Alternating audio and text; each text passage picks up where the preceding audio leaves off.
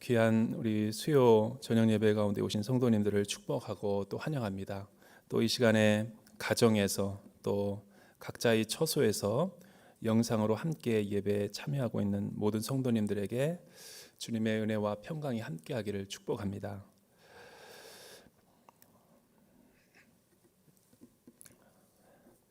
오늘 우리가 살펴볼 말씀은 호세아서 10장 1절에서 15절에 있는 말씀이죠. 이 호세아 전체는 한편의 설교입니다. 설교. 그래서 이 문학적인 수사학도 굉장히 이 구약의 모든 성경 가운데서도 아주 뛰어나고, 신약으로 비유하자면 신약의 꼭 히브리서와 같은, 히브리서도 이 신앙의 배교의 위기 앞에 있는 큰 시련을 겪고 있는 우리 유대 그리스도인들에게 전하는 한편의 권면의 말씀과 설교입니다. 그래서 우리가 이 호세아서를 묵상할 때는 기도를 많이 하고 사실은 이 호세아서를 읽을 필요가 있습니다. 왜냐하면 호세아가 가지고 있는 그 감정과 또 그 시대적인 상황을 자세히 관찰하고 또 살펴보고 묵상하지 않고 이 말씀을 우리가 묵상하면 이 값싼 은혜와 값싼 복음으로 우리가 치부할 수 있기 때문이죠. 이 호세아서는 그렇게 쉬운 말씀의 성서가 아닙니다. 굉장히 심오하고 또 이 하나님의 헤세드, 인애와 그 신적인 초월적인 사랑의 깊이가 얼마나 신묘막측하고 또 우리가 헤아릴 수 없는가를 불같은 사자의 심장으로 호세아가 토해내면서 설교하고 있는 거라고 이해하시면 됩니다.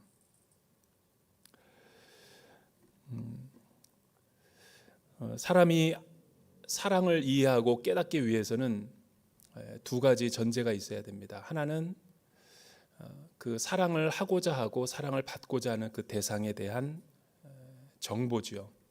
지식이 필요합니다. 그래서 이성적인 그 판단과 분별력이 없이 사랑을 하게 되면 눈먼 사랑을 하게 되는 거죠. 사랑인 줄 알고 저녁에는 천국인 줄 알고 감정의 사랑을 하다가 새벽과 아침에 깨어나 보니까 지옥이더라.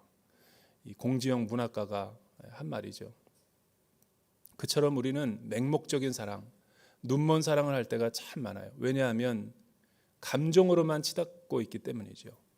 그래서 냉철한 이성과 객관적인 시선으로 상대에 대한 이해를 정확하게 알 필요가 있죠. 이런 의미에서 이스라엘이 하나님과 참된 사랑을 하기 위해서는 하나님을 향한 올바른 지식이 선 이해되어져야 될 필요가 있는 거예요.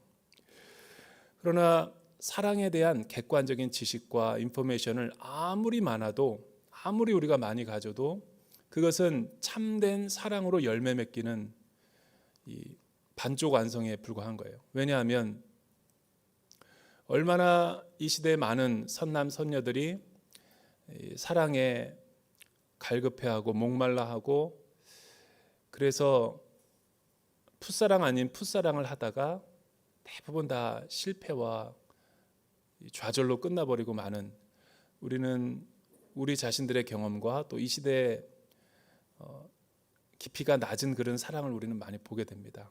왜 그렇죠?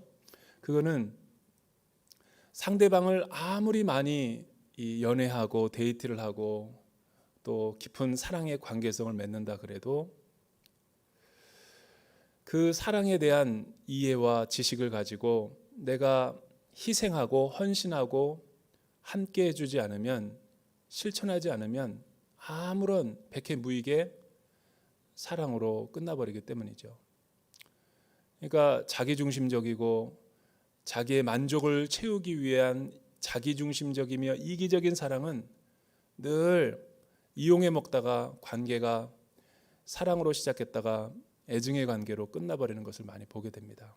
왜냐하면 자신이 다른 이에게, 타인에게 무엇인가를 희생하려고 하고 섬기려 하지 않고 주려 하지 않으면서 상대방을 이용해 먹으려고 하는 그런 사랑은 이 관계성 자체가 잘못된 사랑이기 때문에 그런 거죠. 그래서 참된 저 사람이 어떤 내가 사랑할 만한 대상인가 탐색하고 그런 마음의 판단이 빨리 된 사람들은 의지를 갖고 프로포즈를 하고 결혼을 해야죠. 얼마나 많은 청년부와 대학부 지체들이 풋사랑만 하다가 재고 따지고 이해관계에 있다가 진정한 사랑도 나누지 못하고 내가 손해보고 희생할까 두려워서 상대방에게 진정한 사랑의 고백을 하지 못하는 거죠. 그거는 머리로만 아는 사랑이에요.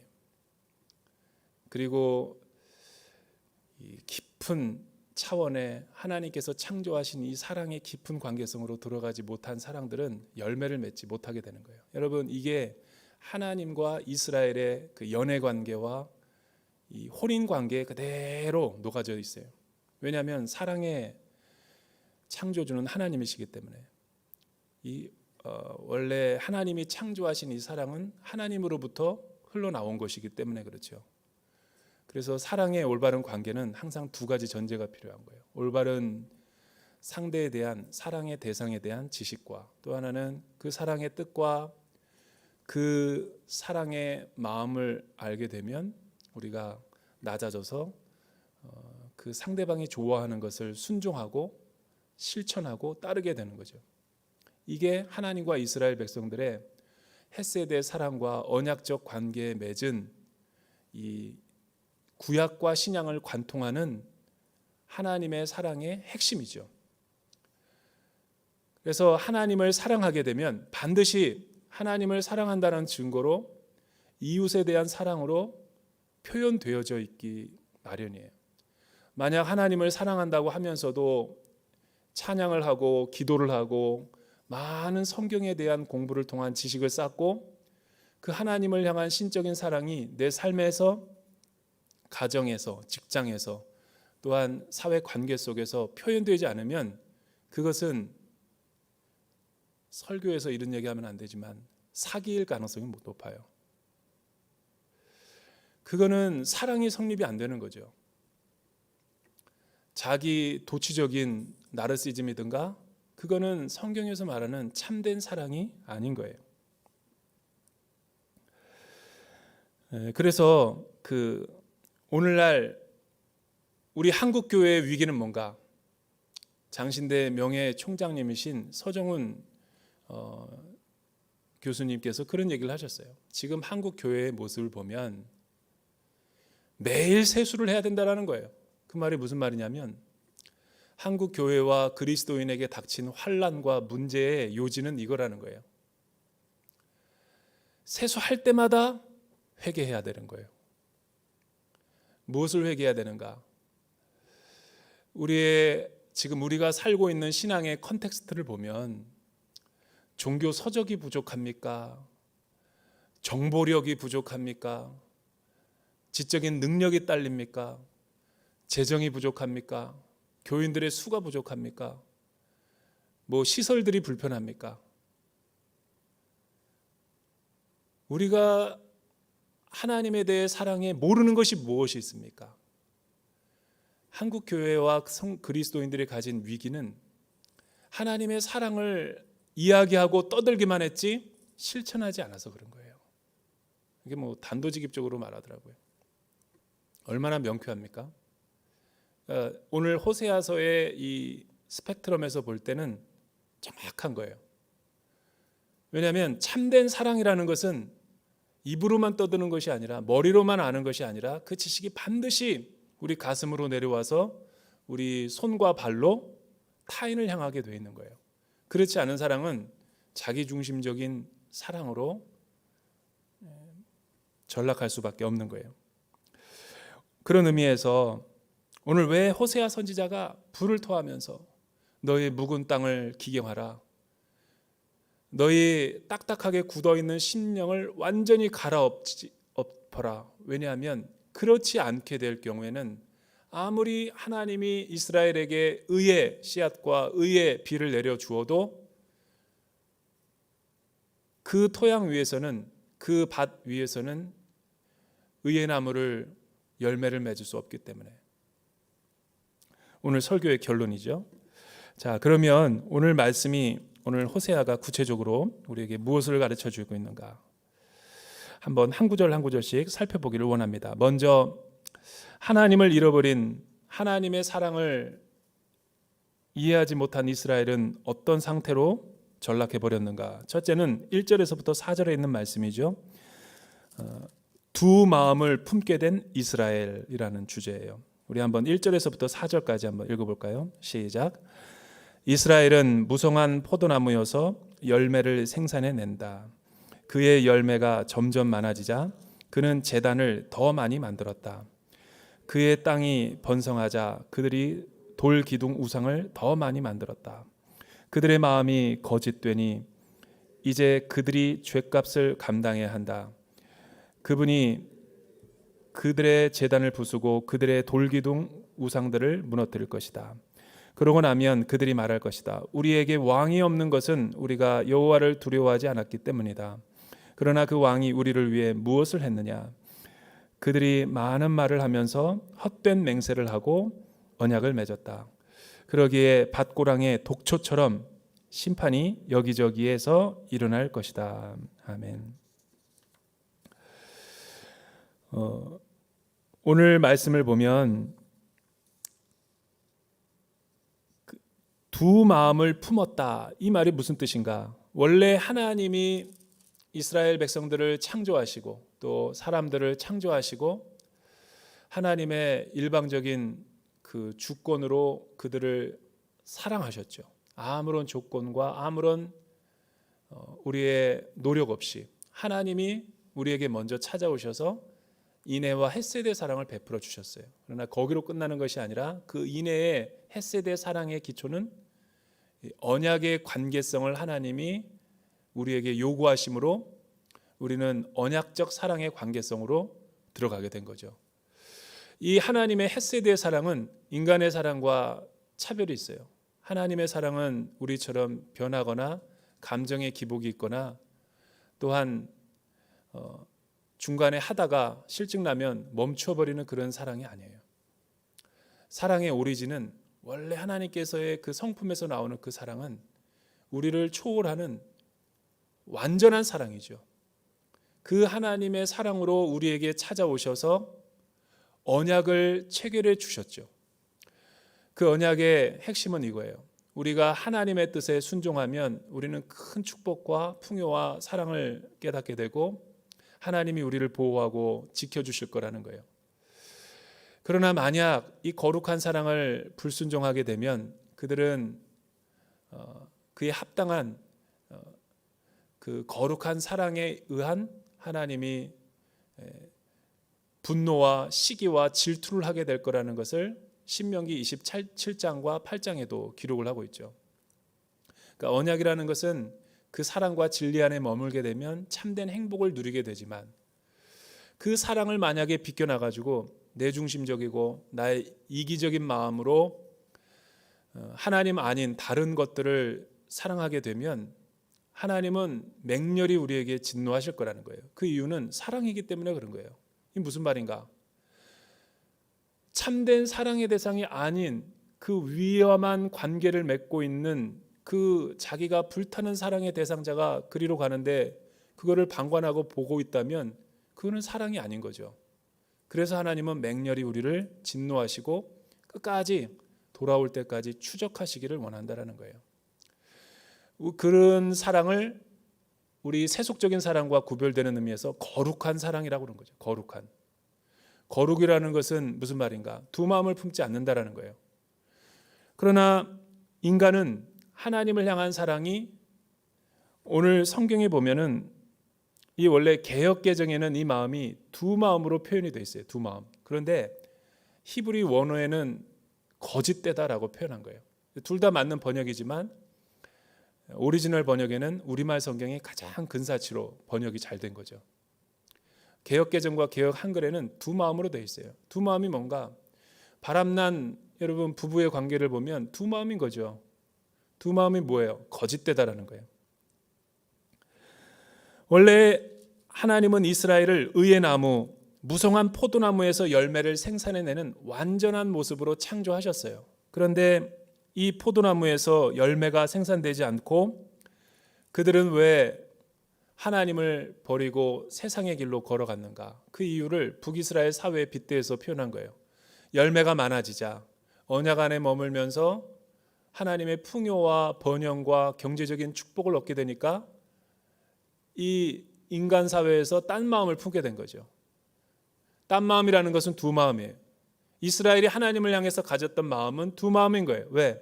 출애굽을 하고 가나안 땅에 인도하셔서 하나님은 가나안 복지를 꿈꾸셨는데 이스라엘 백성들은 그 하나님의 거룩한 사랑을 거역하고 불순종하고 하나님 아닌 자기 자신과 세상의 다른 어떤 신들을 추구했었기 때문에 이거는 출애굽기 21장에 기록된 10계명의 계명과도 나 외에 다른 신을 섬기지 말라라는 것과도 대치되는 거죠. 그들은 풍요롭고 번성이 되자 더 많은 돌기둥과 우상과 주상 제단을 섬겨서 그들의 마음이 그들을 음란하게 쫓기 시작한 거죠. 자기를 아내로 삼아주신 그 부부의 관계의 언약을 다 깨버리고 돌기둥과 우상들을 향해서 그들이 사랑과 거짓된 연애의 감정을 품게 된 거예요. 그러면서 그들이 어떤 마음으로 하나님 앞에 이야기하냐면 3절이죠. 지금 우리가 이스라엘에게 왕이 없는 것은 우리가 여호와를 두려워하지 않기 때문이다. 여기까지 말하면 이게 무슨 말인가? 그런데 그 다음 구절을 보니까 그러나 그 왕이 우리를 위해 무엇을 했느냐? 그들이 많은 말을 하면서 헛된 맹세를 하고 언약을 맺었다. 그래서 밭고랑의 독초처럼 심판이 여기저기에 일어날 것이다. 우리에게 왕이 없는 까닭은 여호와를 두려워하지 않기 때문이다라고 호세아서가 빗대어서 표현한 거예요. 이 말은 무슨 말이냐면 원래 하나님이 창조하신 창조의 세계는 권위자를 주셨어요. 그러니까 권위를 벗어나서 우리에게 복이 내려오지 않는다라는 거예요. 여러분 우리 사회를 잘 보세요. 국가를 수반하는 원수가 있죠. 군대에 가도 권위와 체계적인 질서가 있어요. 직장도 가보세요. 내가 불만이 많은 상사가 있지만 그 상사가 싫다고 해서 여러분들이 사업을 다르게 이렇게 창업하고 여러분이 조직을 만들어도 거기에는 여전히 조직이 있어요. 내가 우리 부모의 너무 간섭이 심해서 부모를 집을 나가고 싶다. 나가도 세상 어느 영역이나 어느 무리들 가운데서 권위 없는 것은 없어요. 권위가 없는 것은 딱 하나, 죽을 때. 죽으면 다 놓고 가는 거죠. 그러니까 하나님이 그렇게 창조하셨다라는 것을 보여주는 거예요. 이 권위가 나쁜 것이 아니라 이 권위를 가지고 오용하고 남용하고 자기중심적으로 해석하고 곡해해서 적용시킨 권위주의가 문제였던 거죠. 권위와 진리는 이 세상과 우주를 지탱하고 있는 두 기둥과 같은 거예요. 여러분 아무리 이 물고기가 어항이 싫다 그래가지고 이 프레임과 이 세상에 뭐든 갇혀 있는 게 싫다. 내 자유 마음대로 하고 싶다. 어항을 뛰쳐나가거나 청소년이 부모의 품 안에서 자라는 것과 사랑을 싫어하고 세상에서 자기 마음대로 하고 싶다라는 것을 자유로 해석한다면 그거는 세상을 잘 못 이해하고 있는 거예요. 그러면서 그 사람은 상대방이 부모가 자신의 말을 듣기를 원하는 역설적인 삶을 사는 거죠. 자기중심적인 거예요. 그러니까 우리는 권위 없이는 살아갈 수 없는 거예요. 하나님이 이 세상을 창조하실 때 왕을 허락하셨다라는 거예요. 그 왕을 통하여 하나님의 경륜과 섭리가 행사되게끔 그렇게 창조하셨는데 우리에게 왕이 없는 것은 호세아가 말하는 거예요. 우리가 여호와를 두려워하지 않았기 때문이다. 그런데 너희들은 지금 이렇게 말한다. 그 왕이 우리를 위해 무엇을 했느냐? 한마디로 말하면 이런 거죠. 북이스라엘 사회에서 호세아 시대의 가장 심각한 영적인 타락은 권위의 염증을 느껴서 권위주의의 염증을 느껴서 권위까지 다 버려버린 거예요. 그러니까 아이가 오물을 뒤집어쓰고 지저분하면 이 옷을 벗겨서 씻어서 생명을 건져야 되는데 아이까지 같이 다라이에다가 넣어가지고 버려버리는 거예요. 그런 우를 우리가 범하고 있는 거예요. 다이아몬드 반지에 선물 가운데 케이스가 조금 기스가 나고 깨졌다 그래서 다이아몬드를 통째로 버리는 격이라는 거예요. 여러분, 권위주의는 잘못 바로잡으면 되는 거예요. 하나님이 원래 주셨던 그 권위를 잘 사용하면 축복인 거죠. 왕이 르호보암이고 여로보암이고 내 마음에 들지 않는 왕이라 그래서 내가 지금 불필요하다라는 거예요. 그것은 곧 하나님의 권위를 부정하는 거죠. 예를 들면 다윗과 같이 선한 왕이 우리 시대를 다스리면 북이스라엘 같은 경우는 그런 왕도 필요 없다라고 지금 말하는 거여서 호세아가 아니다라는 거죠. 우리 한국 사회는 가장 이 한국 역사를 보면, 근대사를 보면 참된 권위를 맛보지를 못했어요. 그래서 이 나라가 이렇게 혼란스러운 거예요. 이 나라 민족이 기도할 때 주님, 이 대한민국이 왜 그렇게 어수선합니까? 왜 그렇게 분열과 갈등이 많습니까? 선한 목자를 주십시오.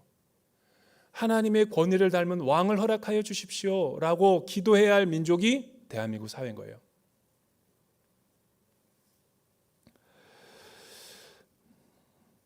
그들이 이런 많은 말을 하면서 무슨 맹세를 했다라는 거예요? 온 헛된 맹세, 거짓된 말, 그리고 그렇게 됐기 때문에 밭고랑의 독초, 이 개역 한글에는, 개역 개정에는 인진이라고 되어 있어요. 여러분, 인진이 뭐예요? 옷나무 같은 거예요. 옷 한 번 잘못 먹으면, 옷딱 이런 거 잘못 먹으면 온몸이 막 그냥 가렵고 근지럽고 고통을 당하는 거예요. 그러니까 이스라엘이 사회가 전 구석구석이 이렇게 밭고랑의 독초를 잘못 건드린 것처럼 다 사방이 지금 만신창이가 됐다라는 거죠. 만신창이가 됐다라는 거예요. 두 마음을 품은 사회가 왜 위기예요?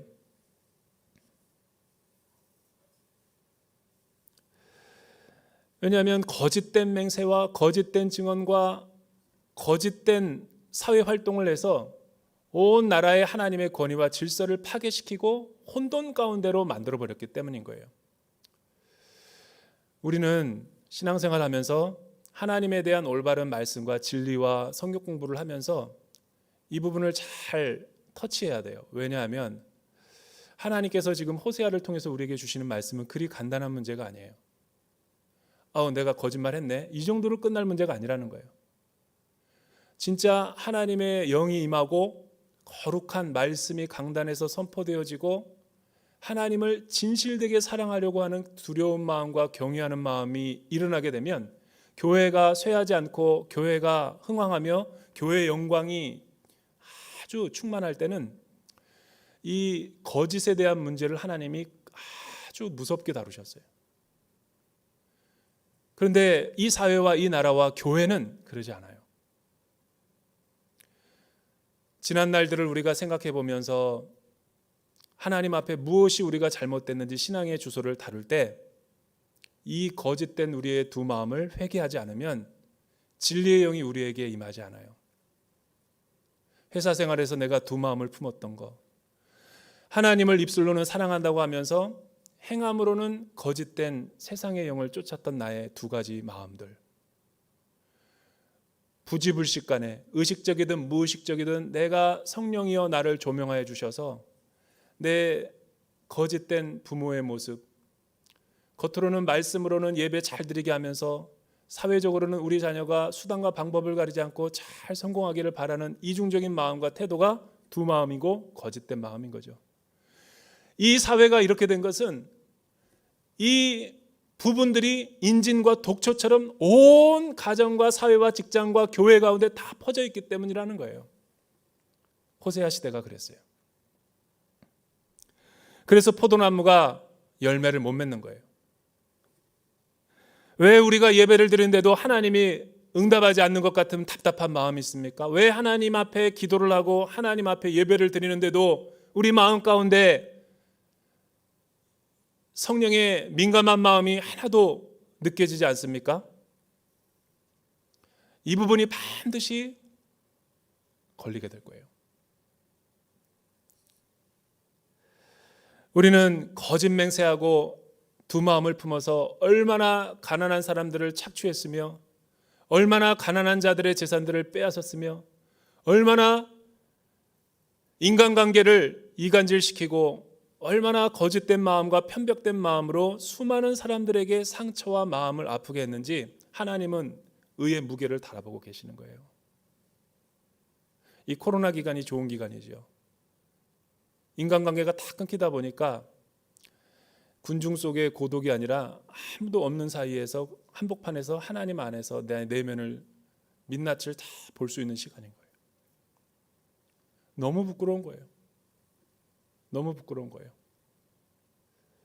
우리가 꽤 괜찮은 사람인 줄 알았는데 성령 안에서 진리 안에서 말씀 앞에서 정직하게 대면해 보니까 우리는 너무나 거룩의 삶과 순전한 삶과 멀리 떨어져 있다는 것을 깨닫게 되는 거예요.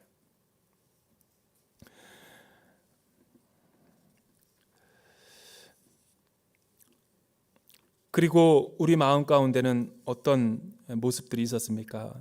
5절에서부터 11절까지 우리 같이 한번 읽어보죠. 5절에서 11절 말씀. 송아지 우상을 섬기고 있는 우리 자신들의 모습이 드러나기 시작하죠. 시작. 사마리아 사람들이 베다윈의 송아지 우상 때문에 두려워할 것이다. 그의 백성들이 그 우상을 두고 통곡하고 그 우상의 영광을 기뻐하던 제사장들도 마찬가지일 것이다. 그 우상의 영광이 그들로부터 떠나갔기 때문이다. 더구나 그 우상은 야렙 왕을 위한 선물로서 아시리아로 옮겨질 것이다. 에브라임은 수치를 당하고 이스라엘은 그들의 우상들 때문에 부끄럽게 될 것이다. 바다 수면 위의 물거품처럼 사마리아와 그 왕은 사라질 것이다. 이스라엘의 죄의 상징인 아웬의 산당들이 부서질 것이다. 그들의 제단 위에 가시와 엉겅퀴가 자라날 것이다. 그들이 산들에게 말할 것이다. 우리를 덮어버려라. 언덕들에게 말할 것이다. 우리 위에 무너지라. 이스라엘아, 기브아 시대부터 내가 죄를 지었다. 그곳에 그들이 남아있다. 거기서부터 이미 나를 거슬렀는데 어찌 전쟁이 기브아에 있는 불의의 자손들에게 미치지 않겠느냐. 내가 원하는 때 내가 그들을 징계할 것이다. 민족들이 그들에게 대적해 모여서 그들의 두 죄목으로 그들을 구속할 것이다. 에브라임은 곡식 밟기를 좋아하는 길들인 암소 같다. 그러나 내가 그의 아름다운 목에 멍에를 씌울 것이다. 내가 에브라임의 마구를 채울 것이다. 유다가 밭을 갈고 야곱의 썰매질을 할 것이다. 북이스라엘은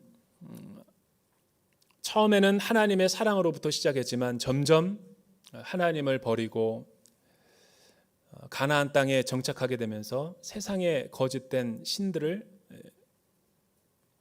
혼합주의의 영성으로 섬기기 시작했던 거죠. 그러면서 그들 마음이 세상에 물들어 버리게 되고 하나님과 진리와 거룩을 마음에 두기 싫어하고 두 마음으로 하나님과 세상과 우상의 세력들을 같이 섬기게 되면서 그들은 혼란해지기 시작했던 거예요. 자신의 정체성을 잃어버리게 됐죠. 그러니까 아예 우상으로 떠난 것도 아니고 두 마음을 가지고 두 남자를 사랑하고 있는 이스라엘의 가정생활이라고 생각하면 되는 거죠. 세상에서 세상 남자들과 연애할 때는 사랑을 즐기다가 집에 들어오면 아주 한 가정의 아내인 것처럼 위장하고 변장해서 가정생활을 하고 있는 이 여인이라고 생각하면 되죠. 얼마나 거짓된 마음일까? 이중적이죠. 우리가 그렇다라는 거예요. 이스라엘 백성들은 베다윈의 송아지를 세우고 그것을 아주 하나님 이상으로 섬기기 시작했어요. 그러면 우리가 질문을 해볼 필요가 있죠. 왜 이스라엘 백성들은 이렇게 자신을 구원하고 자신을 불러주고 선택한 하나님을 배반하고 우상의 세력을 이렇게 많은 주상과 제단들을 만들고 보란듯이 바람을 피우고 있는가? 여기서 우리가 생각해 봐야 될 것은 우상이라는 것은 우리가 생각하는 것처럼 그렇게 나쁜 것들이 아니라는 거예요.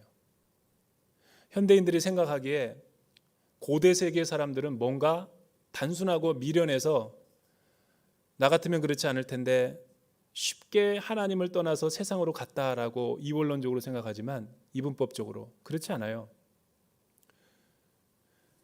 여러분, 고대 세계 사람들도 지각이 있고 굉장히 영적으로 민감했던 사람들인데 그렇게 무식한 사람들이 아니죠. 이것은 한마디로 말하면 여기 베다윈의 송아지와 사람들이 만들어 놓은 주상과 산당과 제단들이 왜 하나님과 구별이 안 되는가? 이 문제를 풀어야지 이 우상의 문제가 해결이 되죠. 여기의 우상은 사마리아 송아지와 베다윈의 이 우상은 자기 자신인 거예요. 자기 자신이 내가 만들었기 때문에 가치가 있는 거예요. 내가 만들었다는 건 뭐예요? 내가 섬기고 있는 나의 일과 관련이 있어요. 여러분, 어떤 사람들은 직장을 생활하면서 직장을 하나님보다 더 경외하면서 사랑하고 섬기는 사람들 본 적 있어요?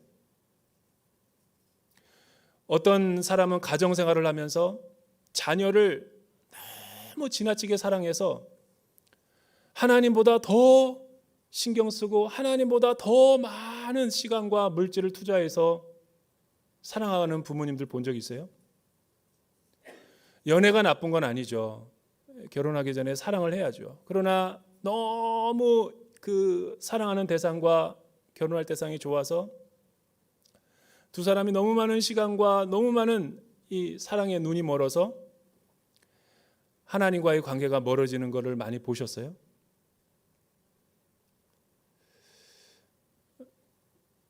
많이 봤어요. 어떤 사람은 성공과 학업과 공부를 너무나 좋아해가지고 예배를 드리는 것보다 학원을 보내는 것을 더 우선순위에 둔 학부모들이 여전히 많다라는 거. 타협 못하죠. 교회를 포기할지언정 자녀와 관련된 공부와 미래와 학교와 직결된 것은 쉽게 못 포기할걸요. 그게 베다윈 송아지인 거예요. 그게 사마리아의 송아지인 거예요. 무섭죠. 무서워요. 그래서 내가 만든 사마리아 베다윈 송아지는 나의 탐욕과 욕망의 표현이라고 보면 되는 거예요. 그러니까 내가 만들어낸 가공할 만한 그 신들은 반드시 나를 배신하는 거예요. 그리고 오랫동안 내 마음을 떠나지 않고 내 잔상과 내 마음의 중심을 차지해서 나의 모든 걸 빨아들이고 있는 그 대상은 강력한 우상일 수가 있어요. 그러니까 여러분, 우리 현대인들도 만만치 않은 거예요. 부끄러운 얘기를 하나 하자면 사역도 우상이 될 수 있어요. 하나님과의 깊은 사랑의 관계와 큐티와 하나님을 사랑해서 그 사역을 시작했는데 나중에는 알고 보니까 하나님은 없고 그 사역 위에 내가 있는 거예요. 그러니까 우상은 나쁜 게 아니에요. 좋은 게 우상이 될 가능성이 높지 나쁜 거는 우리가 선악간에 쉽게 분별이 되죠. 그래서 우리가 말씀을 읽어야 되고 말씀 가운데 기도하면서 분별하지 않으면 우리는 하나님과 우상을 동시에 섬기고 우리는 하나님이라는 이름으로 교회 사역을 하는 거예요.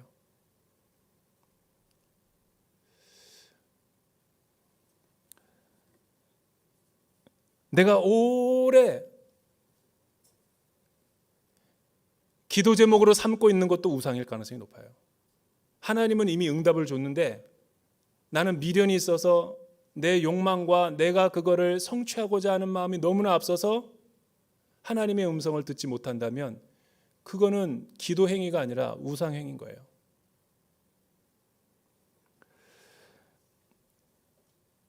하나님은 이 사마리아 우상을 산산조각 내실 것이라고 호세아를 통하여 선포합니다. 왜냐하면 올바른 사랑이 아니기 때문에 그래요. 얼마나 내가 만들어낸 그 우상의 대상들이 나를 배신하고 나를 떠났는가. 지난 날들을 생각해 보세요. 참된 사랑인 줄 알고 그 사람에게 많은 것들을 투자했는데 그 남자와 그 여자가 나를 배신하고 다른 데로 가잖아요. 마찬가지죠. 영적인 세계에서도 내가 만들어낸 것들은 하나님이 않을 가능성이 높아요. 그런 것들은 빨리 끊어버릴 때야 우리가 자유와 해방을 누릴 수가 있는 거예요. 여러분, 하나님은 그래서 우리를 너무나 불타는 사랑으로, 거룩한 사랑으로 사랑하시기 때문에, 진리 안에서 우리를 사랑하시기 때문에, 열매를 무성하게 맺기를 원하시기 때문에 아픈 대가를 지불하고서라도 우리를 야레방으로, 깡패왕이라고 그러죠. 아수르의 폭군이고 그 남봉꾼에게 우리를 팔려가도록 허용을 하는 거예요. 왜? 그렇게 하지 않으면 우리의 잘못된 관계가 끊어져 버리질 않으니까 정신 차리라고. 세상에 너무나 빠져 있고 세상에 너무나 팔려 있는 사람들의 특징을 보면 소리가 안 들려요. 그래서 하나님이 우리를 예수 믿게 하고 구원 얻게 하기, 왜? 너무 사랑하니까. 그들에게 주시는 하나님의 특별한 은혜와 선물은 사건을 일으키세요. 어떤 사건? 정신 차릴 만한 사건을 반드시 주세요. 하나님은. 그 사건이 오면 내 마음은 어떻게 될까? 지금 북이스라엘의 시대는 기브아 시대라고 호세아가 지난주 말씀부터 계속 선포하는 거예요. 도대체 기브아가 어떤 시대인데? 사사기 19장에서부터 20장에 있는 이 두 장에 걸쳐서 있는 이 사사기는 성경 66권을 통틀어서 이런 시대는 없어요. 12개의 지파를 하나님께서 분배를 하고 그 땅에 은혜의 선물로 가나안 땅에 들어가게 하셨는데, 이 사사 시대는 왕이 없는 시대예요. 권위가 없는 시대, 진리가 들리지 않는 시대. 내가 진리인 거예요. 내가 선택하고 내가 판단하고 소비자 편의주의로 신앙생활하는 시대가 사사시대였던 거예요. 폐교한 시대, 회개망측한 시대. 19장에 보면은 모든 게 모순이에요. 여기는 레위인이 첩이 있다라는 것도 모순이고, 그 집을 나갔어요. 레위인의 첩이, 세컨드가. 정부인도 이상하지만 이 첩이 있다라는 것도 이상하죠. 이 집을 나갔어요. 사랑을 못 받으니까. 그런데 집 나간 첩을 데려오게 하기 위해서 추적하죠. 그리고 베냐민 땅에 가니까 찾아서 돌아오고 있는 중에 밤이 깊어서 베냐민 집에 유숙하기 위해서 어떤 노인의 집에 들어갔어요. 딸이 하나 있고 노인이 살길래 안전하다 싶어서 그 집에 하루 유숙하고자 했어요. 그랬더니 베냐민에 살았던 폭력배들이죠. 사실은 베냐민의 비류라고 되어 있는데 그 비류는 동성애자를 말하는 거예요. 그 동성애자들이 그 남자가 들어간 걸 보고, 레위인을 보고 겁간하고자 그 남자를 달라고 노인에게 요구했는데, 고대 근동 문화에서 손님을 갖다가 내주는 거는, 그거는 상상할 수 없는 불명예죠. 그래서 모순이죠. 이것도 부조리, 참도 아니고 거짓도 아닌 현실을 그대로 보여주는 모순 상황인 거예요. 전쟁에 가서 무슨 윤리가 있겠어요? 도덕이. 여러분, 코로나 시대에 무슨 윤리가 있겠어요? 전쟁 시대에는 아군이 살인하는 게 죄예요, 죄가 아니에요? 상대방을 안 쏘면 내가 죽어요. 그걸 모순이라고 그런 거예요. 이 사사 시대가 그런 거예요. 윤리나 도덕의 잣대가 필요 없는 시대. 아노미. 그런데 이 노인이 자기 딸을 줘요. 이것도 모순이죠. 그런데 그들은 동성애자였기 때문에 그 남자를 달라고 그래요. 못 준다 그러니까 그 레위인의 첩을 데려다가 밤새도록 욕보이고 그 노인의 집에 새벽에 두죠. 그 여인이 숨이 끊어졌어요. 레위인이 너무 슬퍼하고 그 여인을 말에다 태우고 자신의 고향으로 돌아와요. 이때 그 레위인은 그 여인의 시신을 12토막을 내서 12지파에 보내죠. 너희가 이것도 모순이에요. 하나님의 사람들이라면 이 불의의 의를 느껴야 된다. 하나님의 진리를 믿는 사람들이라면 11개 지파가 모여서 베냐민을 쓸어버려야 된다. 전쟁을 일으키죠. 내전이 일어난 거예요. 여러분, 이거는 완전히 모순이에요. 11개 지파가 베냐민을 갖다가 싹 쓸어버려서 씨가 안 남을 뻔했어요. 자칫 요한계시록에 12지파가 안 나타날 뻔했어요. 600명 남기고 다 죽었죠. 이게 사사시대인 거예요. 이게 기브아 시대라는 거예요. 북이스라엘과 베다윈의 송아지를 섬기고 있는 두 마음과 가증스러운 이스라엘의 영적인 상태가 기브아와 같다라는 거예요. 하나님이 이들을 심판하시겠다라고 선언한 거죠. 왜? 하나님은 이들을 포기할 수 없기 때문에 정신 차리고 돌아오게 하기 위해서. 그리고 그들은 하나님이 마지막으로 호소하죠. 우리 다시 한번 읽어볼까요? 11절과 12절에 있는 말씀 마지막으로 읽어보죠. 외부 세력을 통해 멸망당하는 이스라엘의 모습이죠. 우리 11절과 12절 같이 한번 읽어볼까요? 시작. 에브라임은 곡식 밟기를 좋아하는 길들인 암소 같다. 그러나 내가 그의 아름다운 목에 멍에를 씌울 것이다. 내가 에브라임의 마구를 채울 것이다. 유다가 밭을 갈고 야곱이 썰매질을 할 것이다. 내 스스로의 의를 씨앗을 심고 인애와 열매를 거두어 묵은 땅을 잘 갈아라. 지금이 여호와를 찾을 때다. 마침내 그분이 와서 의의 비를 너희에게 내릴 것이다. 이스라엘은 농경사회여서 농경의 비유를 호세아가 지금 들고 있는 거예요. 밭을 가는 소는 두 부류의 소가 있죠. 하나는 주인의 마음에 드는 소, 또 하나의 소는 고집과 기질이 너무 세서 도무지 통하지 않는 이 암소가 있어요. 그래서 주인은 암소를 다루는 방법이 두 가지예요. 말을 잘 듣고 이 일을 잘하는 소는 곡식을 베게 하죠. 그래서 그 곡식이 떨어지는 나달갱이와 이삭들을 주워 먹게 하고 망도 씌우지 않고 때리지도 않고. 그런데 말을 안 듣는 암소는 어떻게 하는가? 사람이 올라타서 주인이 올라타서 채찍으로 때리죠. 그리고 멍에를 씌워서 코를 아프게 하죠. 그리고 아주 척박한 땅, 돌이 많은 땅을 돌을 으깨게 만들고 딱딱하게 묶어 있는 땅을 고운 밭으로 기경하게 만드는 거예요.